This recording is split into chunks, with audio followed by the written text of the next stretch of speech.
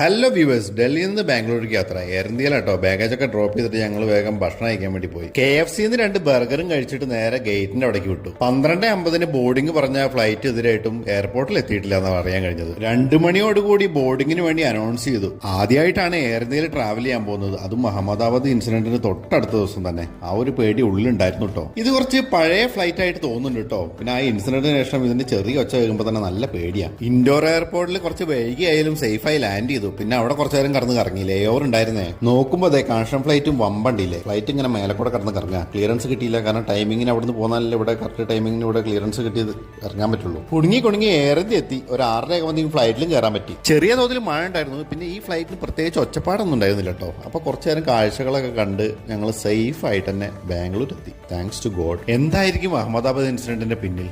Let's wait for the update from the top. By.